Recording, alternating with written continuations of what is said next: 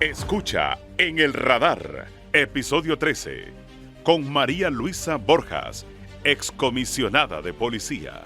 Moderado por el periodista Rodolfo Colindres Erazo.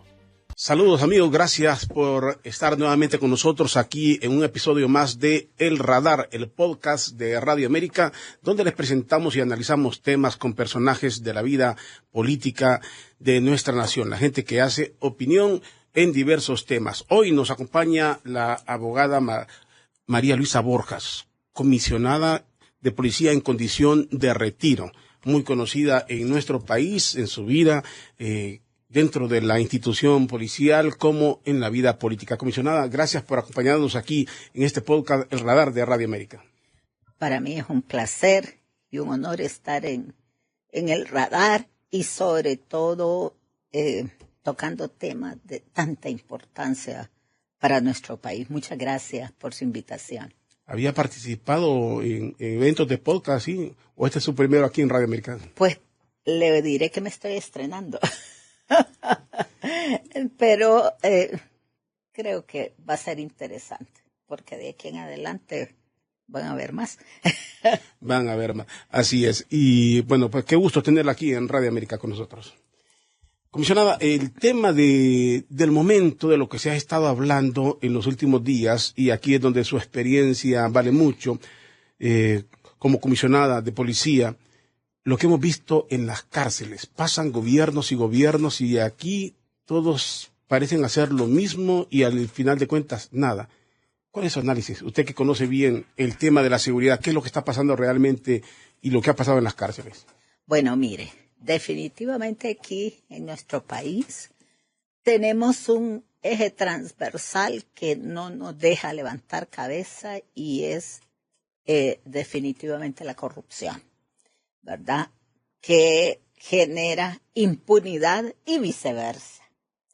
Mire usted, desde cuándo que supuestamente regresamos a la vida democrática, han pasado tantos gobiernos de diversos partidos, como usted bien lo mencionaba, pero a ninguno realmente le ha importado mejorar las condiciones de las cárceles. Sí han sido una gran fuente de ingresos y precisamente este conflicto del día domingo, pues yo lo atribuyo a un pleito de poderes. Están tanto militares como policías, están pujando para lograr el control de los centros penales que históricamente han sido grandes fuentes de ingreso.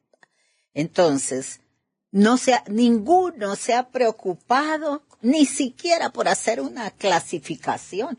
En los centros penales no hay una clasificación de procesados y condenados o una clasificación de mayor o menor peligrosidad o una clasificación de buena o mala conducta. Por el contrario, son premiados más bien los de mala conducta. Entonces, mientras esta situación continúe, definitivamente no vamos a poder resolver el problema de las cárceles. Mire, ahí hay una tremenda corrupción. En todos los gobiernos, en las cárceles han ingresado armas, ha ingresado droga, ha ingresado licor.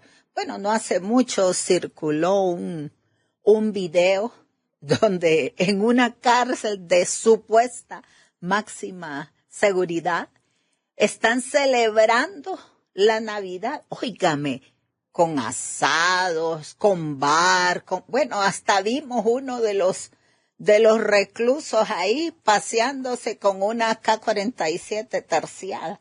Óigame, ¿en qué lugar del mundo un centro penal va a tener ese tipo de libertades, por favor, verdad? Y de violaciones a las normas. Mire aquí, los juzgados de ejecución, que son los que tienen que velar porque las penas se cumplen, están completamente alejados. Los juzgados de ejecución deberían estar próximos a los centros penales para que realmente puedan cumplir con su función. Ahora, comisionada, hay algo que me llama la atención, porque usted dice es un pleito de poder. y que en las cárceles se ha generado mucho ingreso, policías y militares, y se genera mucho ingreso. ¿De qué ingreso estamos hablando aquí? ¿Qué tipo de ingreso específicamente? Mire, ahí tiene estipulada una tarifa el uso de una cama, por ejemplo. Si la cama es en una tarima, la parte de abajo tiene un precio, la de arriba tiene otro precio. Si quieren que entren visitas, hay que pagar. Si quieren que entre determinados alimentos o no digamos otro tipo ya de productos prohibidos, ya los precios se triplican, se cuadriplican. Los usos de los celulares. Ahí hay personas que alquilan los celulares y cobran una cantidad exorbitante por cada minuto de uso en los celulares. Pero se supone está bloqueado, supuestamente, la señal. Pues ese es el problema, que no están bloqueados. Mire usted cómo se comunican abiertamente al exterior y, por ejemplo, ese conflicto del día domingo, eso fue sincronizado y organizado. ¿Cómo lo van a hacer si no hay comunicación supuestamente para el exterior y mucho menos con otro centro penal? Ahora, esa corrupción y de lo que usted me habla, de esos ingresos que cobran por todo eso, obviamente aquí lo clasificamos en un abuso de poder y corrupción. Pero también se ha conocido que desde las cárceles se fomenta la extorsión. ¿Se está extorsionando a conciencia o con la participación de autoridades en el país? Definitivamente no lo podrían hacer si no fuera así. Si no hubiera colusión con las autoridades, no podrían extorsionar, no podrían ingresar armas. A mí que no me vayan a decir que son los familiares que ingresan armas de grueso calibre o granadas, como en este caso, que estalló una granada. ¿Cómo va a entrar un familiar un artículo, un artefacto de esa naturaleza? No, es que si lo puede ingresar, póngale que un familiar, en algún caso de lo más ingenuo, pueda intentar hacer algo, pero el asunto es, ¿por qué Pascón pasa? Porque se supone que los militares o los policías o la policía penitenciaria, los anillos de seguridad detectarían todo eso. Se supone, pero ahí es donde yo insisto en que la corrupción determina todo eso. Es más, no se debería de dejar al arbitrio de las autoridades el ingreso de los productos e incluso de las visitas, sino que todos esos centros penales y sobre todo los de máxima seguridad deberían de estar tecnificados, deberían de haber cámaras de seguridad en cada recinto, en cada puerta, en cada pasillo, para que se pueda detectar cualquier anomalía en forma oportuna. Comisionada, ¿y quién provoca esto? Dice usted, si es una lucha de poder, entonces este acto, más allá de una rebelión de reos, que obviamente si tienen armas es que hay algo ya anormal, ¿quién la estaría provocando? ¿Militares o policías? ¿Quién? Bueno, como los militares fueron excluidos del Instituto Nacional Penitenciario y se le dio temporalmente la responsabilidad a la policía, pero hemos visto que ha continuado igual. Los militares quieren regresar, como le digo, sí es una gran fuente de ingresos. Para mí, esta revuelta no tiene origen en condiciones de derechos humanos o nada que ver dentro de los centros penales. Esto tiene origen externo y es que se están peleando el control de los centros penales. No son los reos que están protestando por situaciones de violación a derechos humanos o de condiciones infrahumanas como ellos lo quieren hacer creer. Esta lucha es por el control del Instituto Nacional Penitenciario. Recientemente dialogaba con don Andrés Pavón, usted lo conoce obviamente, claro, defensor de derechos humanos. Él decía que aquí también hay detrás algo provocado para justificar la construcción de nuevas cárceles, que es lo que se había hecho. Se quiere copiar el modelo salvadoreño y quienes estarían por construirla, e incluso algunos diputados que hacen lobby para que eliminen unas cárceles y construyan otras, ese sería otro de los grandes negocios, la construcción de esas megacárceles. Bueno, es que aquí todo es negocio. Aquí todo se realiza en función de ingresos económicos, no en función de resolver los problemas. Se supone que cuando construyeron esas cárceles de máxima seguridad, tendrían todos los, los mecanismos y todo para poder controlar una cárcel de máxima seguridad, pero siempre están los filtros, siempre hay las fisuras. Mire, por eso no se debe dejar definitivamente en manos de los encargados de la seguridad todas las decisiones que se tomen para los centros penales. Por eso se debe descansar y se debe apoyar en tecnología, porque mire, puede ser que sean sobornados, puede ser que el superior que recibió una buena cantidad de dinero les ordene a sus subalternos que dejen ingresar tal o cual cosa, o también se dan casos en que los mismos mareros amenazan la vida de los agentes penitenciarios, porque ¿dónde viven los agentes? Viven en esos lugares marginales, en esas colonias, y muchas veces son vecinos con esta gente. Y entonces simple y sencillamente le amenazan la familia y estos tienen que acceder a cualquier petición que les hagan. Por eso hay que protegerlos, hay que blindarlos.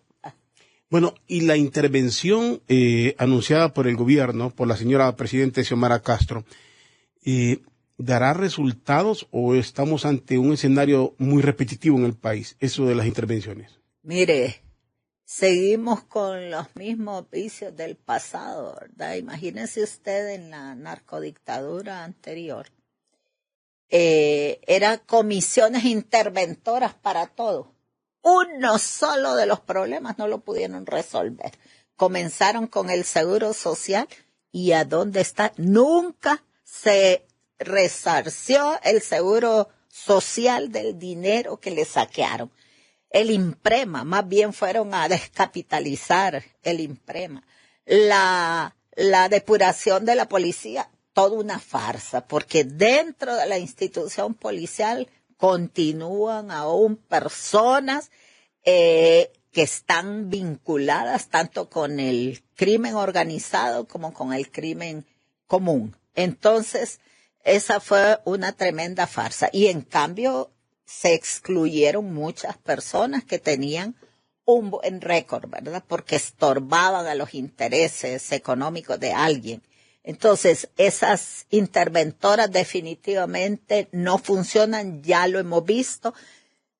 Intervenir los centros penales es como usted lo mencionaba, es repetitivo, es tener más de lo mismo y sin esperar resultados, porque ya se sabe que no hay resultados de hacer este tipo de intervenciones. Yo creo que en este momento, como una medida emergente, se deberían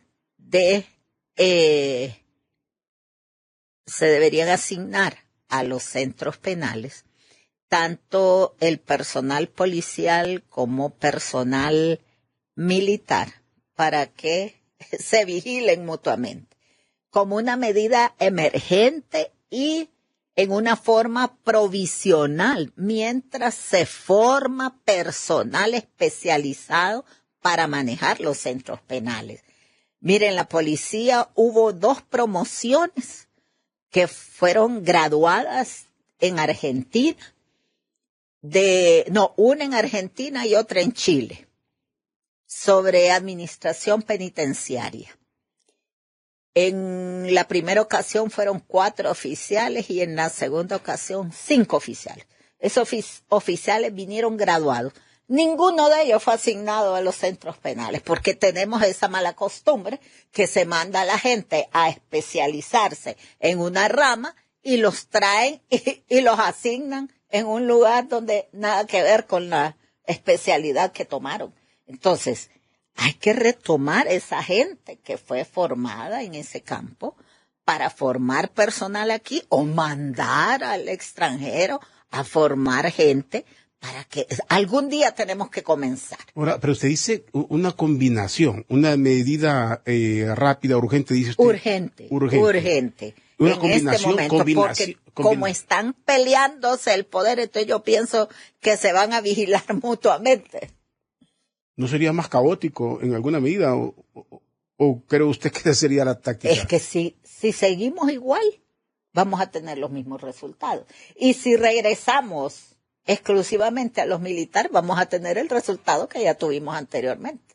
Entonces, ya los dos probaron individualmente y no funcionaron. Entonces, yo digo, ahora tal vez como están interesados cada uno en vigilar lo que el otro hace, van a servir de ojos ahí dentro de los centros penales. Pero lo primero para mí es dotar de tecnología a los centros penales. Ahora, ¿esto se puede considerar un fracaso en materia de seguridad del actual gobierno o una improvisación, o no tener brújula en lo que se quiere? Mire, es una improvisación total, no solamente en seguridad. Este gobierno ha improvisado en materia económica, ha improvisado en salud, ha improvisado en educación, no digamos en generación de empleo. Yo no sé, ¿verdad? Se mencionan tanto los famosos 12 años. En 12 años no pudieron estudiar y analizar los problemas y buscar las posibles soluciones. ¿Cómo es que llegan a tomar el poder de un país y no saben por dónde comenzar? Es inaudito, ¿verdad? Pero esto lo veo que es una consecuencia del nombramiento en las diferentes instituciones de personal incapaz, de personal no calificado. Ahora, ¿usted considera que se deben de tomar también medidas similares a lo que se hace en El Salvador? Muchos están admirando lo que hace el presidente Bukele. Otros dicen que si aquí se puede copiar y copiar bien o copiar mal.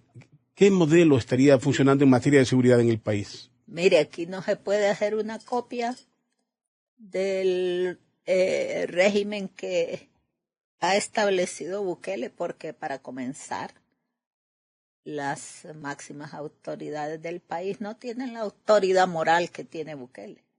Y por ahí se debe comenzar.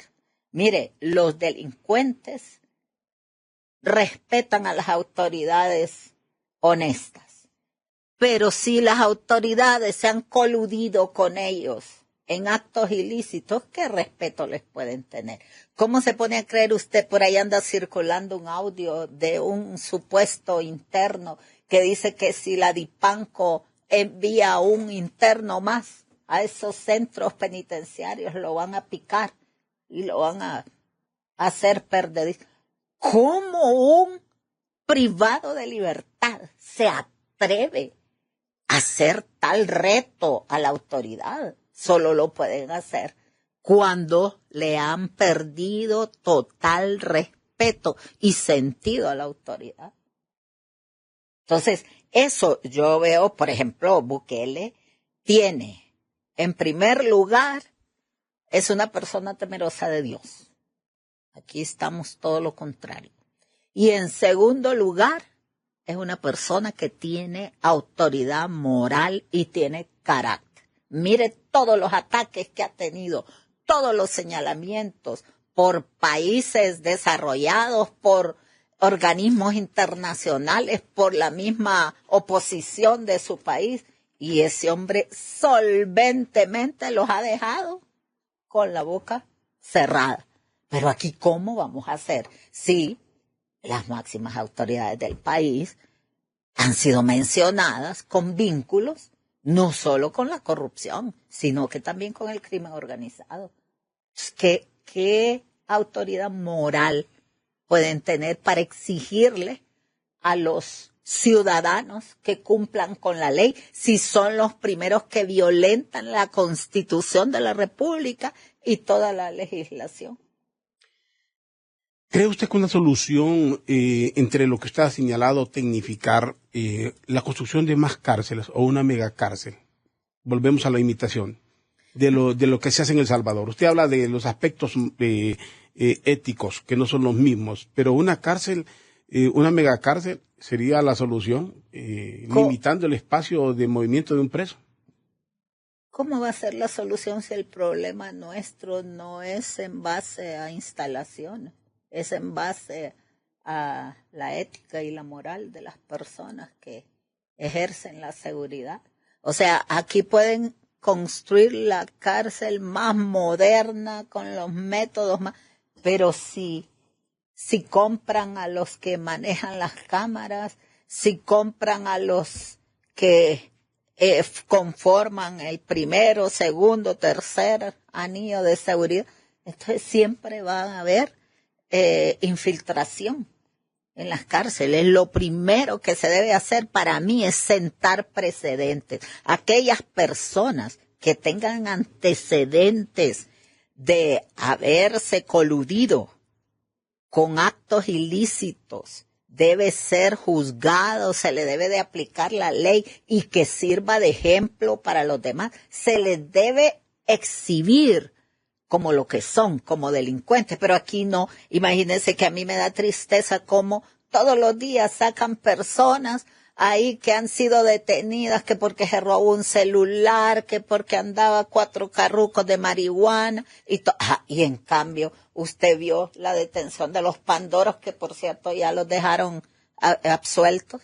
Los mismos policías los cubrían para que la gente no los viera. O sea, esas son gente privilegiada y esos hacen más daño que el que roba un celular, que el que roba una cartera, porque esos se roban millones, lo que ocasiona muerte de personas por falta de medicamentos, muerte por falta de alimentos, por falta de empleo, bueno, tantas cosas, ¿verdad? Entonces, mientras no nos penetremos de que aquí se debe establecer realmente los valores éticos y morales y se debe exigir a los funcionarios rendición de cuentas, que se establezca una gestión por resultados. Aquel funcionario que no funciona, valga la redundancia, que no cumple con su deber, tiene que ir para afuera. Ahora, en esto volviendo al tema específico de los centros penales, dice usted, aquí hay una lucha de poder, los militares quieren volver al control. ¿Qué papel está jugando el Poder Ejecutivo? ¿Son ingenuos? ¿Detectan esto o están en algún bando ellos específico? ¿Qué están ganando? ¿Se están burlando de ellos? Por lo que yo estoy viendo, como que ya tomaron partido en un sector, ¿verdad? Ya tomaron partido y ¿cuál es el sector? Y por lo que se ve, ellos quieren que los militares regresen. Porque en este momento tienen a los militares a boquita que querés, ¿verdad? Porque les da miedo que les den un golpe de Estado. Entonces bueno, imagínense que el viceministro de Defensa, han salido los audios ahí, se han viralizado de la participación directa de este personaje, ¿verdad? Involucrado con personas del crimen organizado, y ahí sigue en su cargo, nada menos que el viceministro de Defensa en nuestro país. Entonces, ¿qué podemos esperar? Dentro de la policía también han sido mencionados oficiales de alta jerarquía, involucrados en actos ilícitos, pero la autoridad no hace nada, el Ministerio Público no hace nada, los juzgados no hacen nada, entonces esta gente continúa. En la campaña, usted recuerda que una de las banderas que utilizó el Partido Libre, la señora Xiomara Castro y don Manuel Zelaya Rosales, era los militares a los cuarteles. Entonces estamos en una contradicción. Bueno, ya lo vieron. ¿Es contradicción o una, qué puede decir, recapacitan y dicen que los militares sí son necesarios? Bueno, es que ellos están recapacitando, pero no en función del beneficio colectivo, sino en función de sus intereses personales. Como digo, en este momento ellos están quedando bien con los militares porque ya se hablaba dentro de las filas de las Fuerzas Armadas, ¿verdad?, de un movimiento para proteger la democracia en nuestro país, para que no nos llevaran a un gobierno totalitario. Entonces, en este momento están quedando bien con los militares para asegurarse que por lo menos un golpe de Estado no va a haber. ¿Para garantizar la estabilidad de este gobierno o para garantizar una continuidad también en el poder? Igual, porque este gobierno eso es lo que pretende, una continuidad en el poder. Bueno, ya vio usted que ahí están ya el que ejerce realmente las funciones presidenciales, ya lanzó a su hijo como futuro candidato, ¿verdad? Óigame, eso es un descaro, mire, es una burla para el pueblo. Este gobierno no ha hecho nada, como digo, en ninguna materia, ni en salud, ni en educación, ni en generación de empleo, en nada. Y ya están lanzando una candidatura presidencial, como digo, es una falta de respeto para la ciudadanía, ¿verdad?, que estén en esta situación, prácticamente diciendo que el familión va a continuar en el poder. ¿Y qué pretende el gobierno con su relación con China, en su criterio? ¿Es una apertura comercial o es una protección o, como algunos piensan, una teoría de esas conspirativas de decir evitar una extradición el día de mañana, rompiendo lazos con Estados Unidos? Lo último, ¿quién los viera sacar de China? Y ya la orden de extradición de el vicepresidente del Congreso, hermano del presidente en funciones en el país, ya esa orden de extradición ya se viene anunciando ya tiempo, ¿verdad? Entonces andan buscando un lugar seguro donde se puedan mover y que Estados Unidos no los puede extraditar. Y por eso también es la lucha por derogar el autoacordado, ¿verdad?, que hasta el momento ha funcionado bien, no necesita una ley, no necesita modificación, no necesita reforma. 36, 37 personas se han ido con ese autoacordado y ese es precisamente el temor que tienen. Bueno, usted ha establecido varias hipótesis de lo que sucede o en su análisis, lo que sucede en las cárceles, en seguridad, lo que pretende la familia Zelaya, y dice usted, no han hecho nada, ellos no han hecho nada. En beneficio del pueblo, ellos se han hecho plata, pero en beneficio del pueblo nada. Ellos dicen constantemente que es que hay una conspiración contra el gobierno de la República, que no los dejan. Bueno, esas son, como le dijera, tácticas, ¿verdad? Tácticas para demeritar los criterios de personas pensantes, de personas que tienen capacidad de análisis y que saben cuál es el objetivo que pretenden. Entonces, naturalmente, ellos tienen que hablar de conspiración, de señalamiento, de desprestigio, pero si es que los hechos están a la vista, no es que se están inventando cosas, ¿verdad? Los hechos los tenemos ahí, palpables. Entonces, no, es una cosa que no se puede negar. Mire, Hoy estaba leyendo yo un escrito de la doctora Montserrat Arita. Óigame, hace una radiografía, bueno, no es una radiografía, yo diría que es una resonancia magnética del actual gobierno, ¿verdad? Que, o sea, la mayoría de las personas coincidimos con el mismo, ¿verdad? No es posible que nuestro país, teniendo tanta riqueza, siga en la situación en la que estamos. Mire, el gobierno no genera ninguna riqueza, no genera ningún bien. Todo eso es de los contribuyentes, es de la población. Entonces, ¿cómo es que este gobierno se da el lujo de gastar a manos llenas en cosas superfluas, en cosas fútiles que no tienen ningún beneficio para la sociedad? Como que si estuvieran decidiendo en una hacienda propia o en su propia casa, ¿verdad? Es como le digo, es una falta de respeto para la dignidad humana. ¿El gobierno está actuando solo en el con el Partido Libre o una parte del Partido Libre o está con la complicidad de otros sectores u otros partidos? No, yo lo he mencionado varias veces, ¿verdad? Tenemos un cogobierno. El lado oscuro del Partido Nacional, lado oscuro del Partido Liberal y el lado oscuro del Libre. Esos son los que están gobernando en este momento.